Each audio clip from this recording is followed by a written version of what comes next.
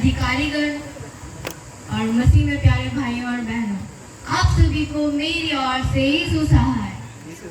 मेरा नाम है क्रिस्ट अमृता वागे और मैं सुंदरगढ़ पेरिस की एक युवा हूँ।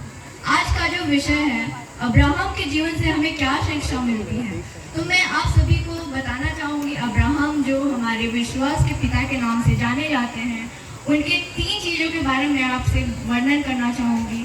सबसे पहला, परमेश्वर जो थे, परमेश्वर के लिए त्याग करना। अब्राहम ने अपने ऐशो आराम को छोड़कर परमेश्वर के पीछे हो लिए। जब वे 75 साल के थे, तब परमेश्वर ने अब्राहम से कहा कि तू अपने देश, अपने कुटुंबी और अपने पिता के घर को छोड़कर जहाँ मैं बोलूँ वहाँ चल पड़, और वो चल पड़े।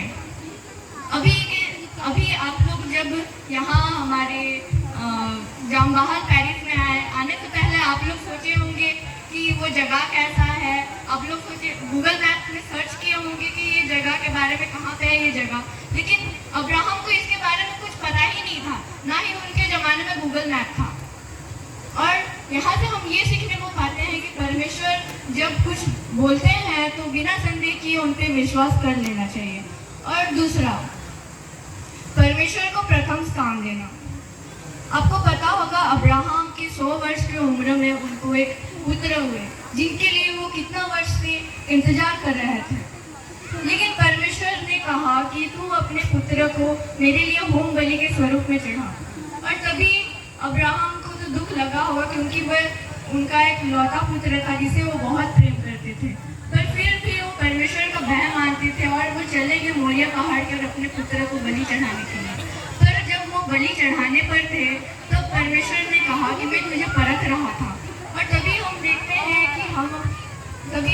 हैं कि अब्राहम परमेश्वर का भय मानते थे, और परमेश्वर का भय मानने के कारण इसहाक का बलि नहीं चढ़ता है। हम यहाँ ये देख सकते हैं कि अभी के जीवन में हम पहला स्थान किसको देखते हैं। हम अभी अगर सुबह उठते हैं तो सबसे पहले हम बाइबल नहीं पढ़ते, अपना फ़ोन चलाते हैं, है कि नहीं। और यहाँ पे हमें ये सीख मिलता है कि हम सबसे पहला स्थान, क्या आप अपने पहला स्थान अपने फ़ोन को देते हैं, या फिर कोई रिलेशनशिप को देते हैं, या फिर परमेश्वर को देते हैं। और तीसरा, आप लोगों को लगता है अब्राहम आपके इन्फ्लुएंसर हैं और वो सारी चीज़ों में परफेक्ट हैं, लेकिन उन्होंने 2 बार झूठ बोला था। जब वे मिस्र देश में गए थे, तब मिस्र देश में जो उनकी जो पत्नी थी वो बहुत सुंदर थी, अब्राहम की पत्नी। तो वहाँ पे उन्होंने झूठ बोला, जिसके वजह से उस देश में कई प्रकार के इस तरह की बाधाएं आई जो परमेश्वर ने डाला, और उसकी वजह से अब्राहम को सच बोलना पड़ा। लेकिन फिर भी परमेश्वर ने दया दिखाई और अब्राहम को छोड़ दिया। अभी के टाइम पे हमारे भारत में क्या हो रहा है, सच बोलने वालों को जेल भेज दिया जा रहा है कि नहीं। लेकिन आने वाले दिनों में सच बोलने वालों और झूठ बोलने वालों का भी न्याय होगा।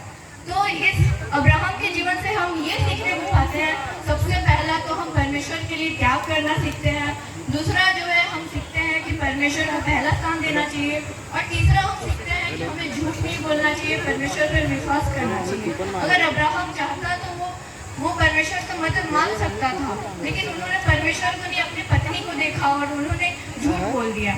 तो यहाँ से हम ये सीखने को पाते हैं कि परमेश्वर को कभी भी त्यागना नहीं चाहिए, उनके वचन के अनुसार चलना चाहिए, उनकी जो इच्छा है उसके अनुसार चलना चाहिए।